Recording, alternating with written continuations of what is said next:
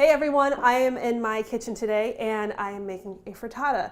Now, a frittata is one of those things that you could easily make for breakfast. It's perfect for a crowd, or even make it for dinner and serve it with this little salad. It's such a great recipe. What makes it also great is that you can use all different kinds of produce, herbs, cheese, grains, really anything that you might have in your pantry, I bet could make a really good frittata. Now, today I am using an onion. I'll be making some balsamic onions, which is like my little cheater way of doing caramelized onions. I'm using chard, which I will talk about in a little bit. And finally, one of my quick cooking grain favorites, some quinoa. And the thing I love about adding grains into frittatas is that it just adds heft, it adds a little bit of bulk, making it a really filling dish. Okay, so to get started, we're gonna start with the onions. For the onion, you want to slice it into even slices, about a 1/4 inch, eighth of an inch thick. First you want to peel it. Okay, once you peel it, just slice it into even slices, like I said. This will help with cooking because you don't really want really well done onions and not well done onions in the same batch. It doesn't have to be perfect. You also don't have to use onions. You could easily use shallots, you could use garlic. Again, use whatever you have on hand.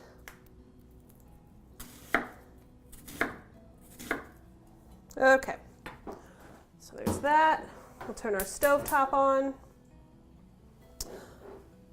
These onions will take about 15 minutes to cook, and so while those are cooking, we'll cook our quinoa, we'll work on our chard, everything will come together, and then we'll pop the frittata in the oven.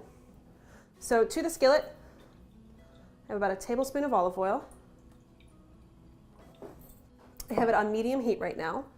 And I'm just gonna add the onions and break them apart. That was about 1 medium onion. I might actually save some of this particular onion. When it comes to frittatas, I don't do exact measurements with some of this stuff. I just eyeball it. Want the skillet to be pretty full. These onions will cook down. And to that, I'll add a pinch of salt. And I'm just gonna let those cook. Those will cook and we're gonna work on the quinoa next. While the onions are cooking, we'll go ahead and start our quinoa. I keep my quinoa process pretty simple. And it's about a 1/2 cup of quinoa to a cup of water. Bring it to a boil, reduce it to a simmer, and let that cook for approximately 12 to 13 minutes. And from there, I turn off the heat, let it steam for another 5, and that's it. We're good to go. So I'll just add a little bit of water.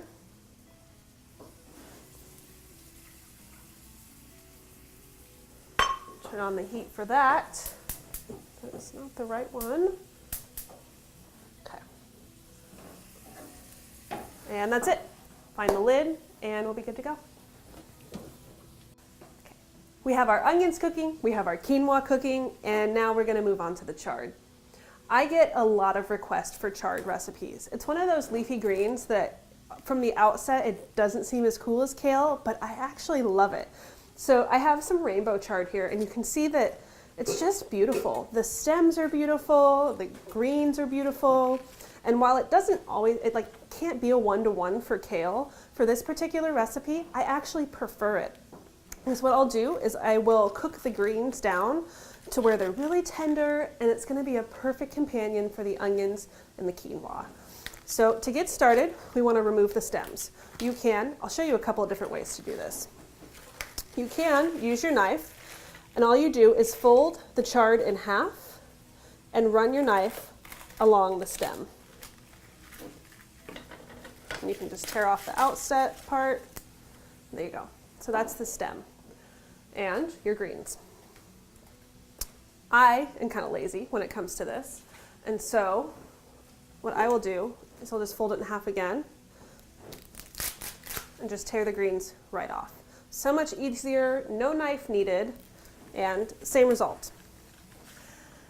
One quick note about the stems, don't get rid of them. You could easily slice them and add them to this onion mixture and add them to the frittata. You could keep them and do a quick pickle with them. You could keep them and freeze them and pull them out when you're making stock. If you do a quick search on Google for chard stems, you will see that there are numerous recipes on how to use them, and it's great because then you get 2 for 1 with this. Not like kale where you can't really use the stems. So we'll keep this going. And kind of like the onions, you'll notice that the chard's going to cook down quite a bit. So it may look like we're using a lot of greens, but once everything gets cooked down, it won't look like much. Okay. So you want a decent size. That's about 4 cups loosely packed of the leaves. That's going to be perfect. So what you want to do is you want to gather them in a ball, kind of roll them up, and take your knife and just shred them a little bit. This will help cooking them a little bit quicker. And once the onions are a little bit closer to being done, we'll add these to the pan as well. Okay, perfect. All right, now we wait.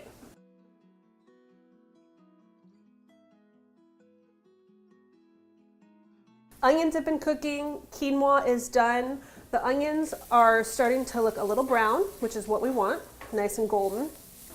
So to this, I am adding about a tablespoon of balsamic vinegar.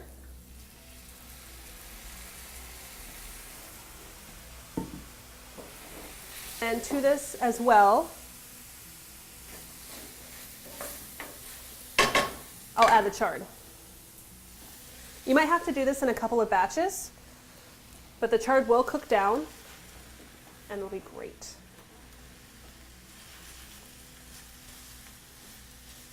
I have the chard and onions together, and I'm just letting those cook down.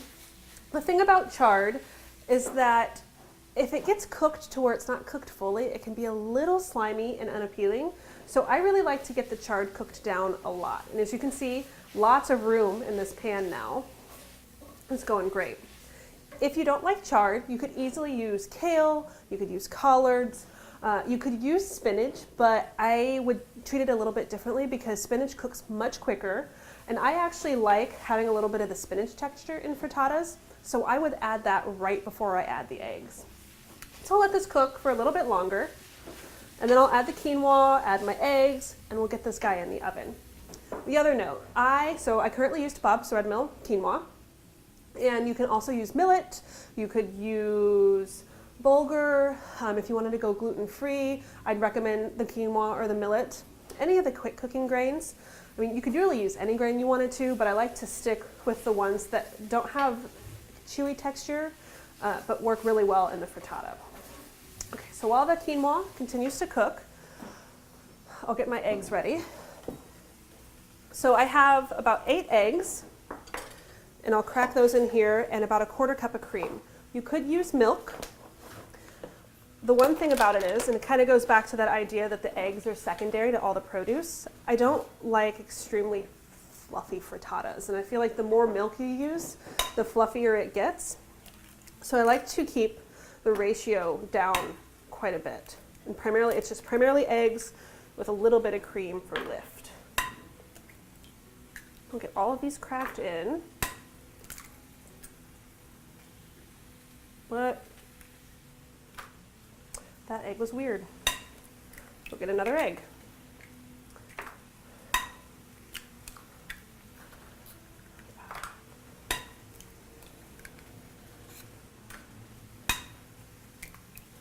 Okay.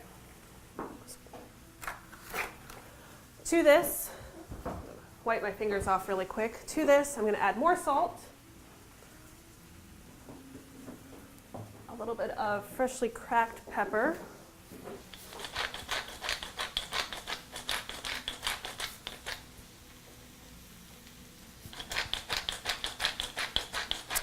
This heavy cream.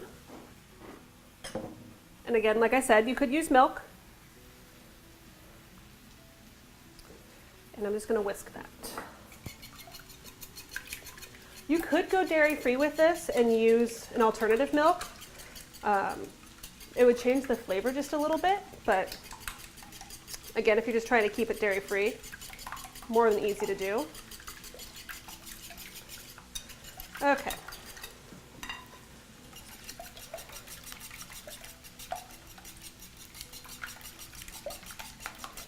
So my chard is just about cooked down to how I like it. Okay, leave that there. Got this going. So as you can see, you saw the pile of onions we had, the pile of greens we had in here, and it has cooked down considerably. So that's where we're at. And I preheated my oven. Did not preheat my oven.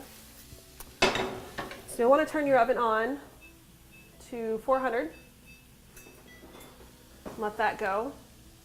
Okay.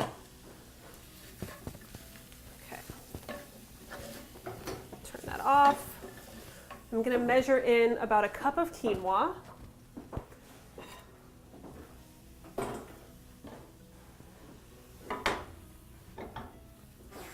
That should be about what we had. Yeah. So this is going to look like a lot compared to the amount of eggs I'm using. But like I said, like 75% filling, 25% eggs. The eggs are just kind of there to bind everything together. So we'll get all that stirred in.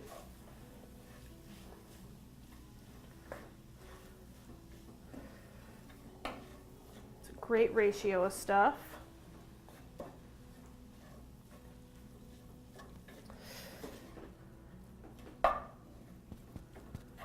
And say you already had cooked some, like the onions ahead of time, you could just add those in now. Sometimes what I'll do is cook a large batch of onions on the weekend, and it makes for a great addition to this. You could do omelets. It's great for pasta. Anything I can prep ahead of time, I try. And I'm making a mess with the quinoa. That happens. It's like quinoa gets everywhere. Okay, so to this, just add my egg mixture.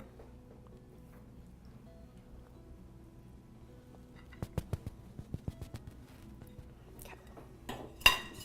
Just gonna move stuff around a little bit, just so the eggs get all over the pan. This is looking like a great ratio. Okay. So I have the eggs in the pan. I'm going to turn my heat back on. I'm just going to let the bottom set for a little bit. And once the bottom's set, I'll transfer that to the oven, let it cook for a little bit, and we'll be ready to eat. One quick note before I pop this into the oven. I'm adding a little bit of cheese. You don't have to do this, but I had some feta in the refrigerator. Feta works really well. Goat cheese works really well. You could even use some sharp cheddar. It's just a really nice topping. And it just adds a nice little salty goodness to the whole thing. So I'm not adding much, probably just only about a ½ ounce. You don't need a lot. And it's always good to add it last because then it will stay on top and it'll help form a really nice dome crust all over the frittata. Right, so my oven's just about preheated. The bottom of the frittata is pretty well set, so I'm going to turn off my heat and I'll pop that in the oven and then we'll be good to go. All right, the frittata is done. It's beautifully golden on top. The cheese is still there, you can see it. We have our balsamic onions, we have our chard. This is gonna be such a great meal. You could totally serve this as is, but I've also been known to dress a little bit of arugula, put a little spinach on top of it as a final presentation. Great for lunch, dinner, yeah, easy recipe. All right. Thank you so much for joining me in my kitchen today, and I look forward to seeing you next time.